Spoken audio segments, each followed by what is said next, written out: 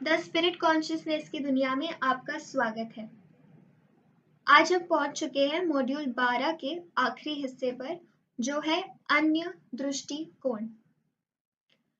इस अध्याय के सिर्फ 2 भाग हैं, जिसमें सबसे पहले हम देखेंगे समय चौथा आयाम नहीं है, लेकिन दिलचस्प अंतर्दृष्टि प्रदान करता है। और फिर हम देखेंगे पदार्थ में मोनाड के शामिल होने से चेतना डिमिनिश कैसे हुआ। शुरुआत करेंगे। सबसे पहले ये देखेंगे कि समय चौथा आयाम नहीं है, लेकिन दिलचस्प अंतर्दृष्टि कैसे प्रदान करता है। दरअसल समय चौथा आयाम नहीं है, लेकिन 4D को समझने के लिए समय का परिप्रेक्ष्य कुछ हद तक मददगार है। यदि एक शंकु यानी कोन को कागज की शीट के माध्यम से पारित किया जाता है, तो कागज की शीट पर रहने वाले इसे आकार में बदलते हुए चक्र के रूप में देखेंगे।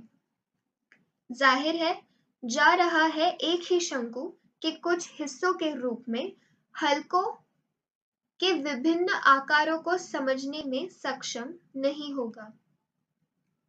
उसी तरह एक ठोस वस्तु को एक समतल शंकु के दृश्य की तरह बुद्ध के प्लेन में देखा जाता है। ये कुछ हद तक हमारे अतीत, वर्तमान, भविष्य और दूरदर्शिता की शक्ति के भ्रम पर हमारा ध्यान आकर्षित करता है। आध्यात्मिक दृष्टिकोण से समय को C.H. हिंटन की कहानी स्टेला में बहुत अच्छी तरह से समझाया गया है, जो साइंटिफिक रोमांसेस वॉल्यूम 2 का एक हिस्सा है।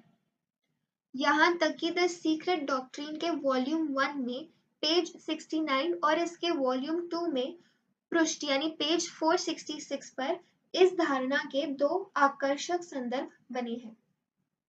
अब हम देखेंगे पदार्थ में मोनाड के शामिल होने से चेतना कैसे डिमिनिश हुआ।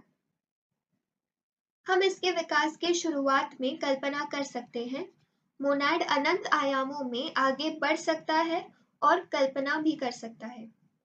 जैसे जैसे ये नीचे की ओर बढ़ता गया, वैसे वैसे प्रत्येक स्तर पर संकाय कम होते गए। केवल 3 तक भौतिक मस्तिष्क चेतना में रहा।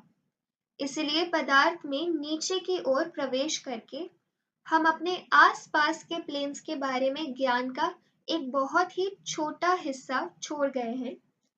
बाकी ये कट जाता है। हम अपने साथ छोड़े गए ज्ञान को भी पूरी तरह से नहीं देख सकते हैं। इसी के साथ ये मॉड्यूल यहीं पर समाप्त होता है। अगले मॉड्यूल में हम शुरुआत करेंगे एस्ट्रल एंटिटीज की। धन्यवाद।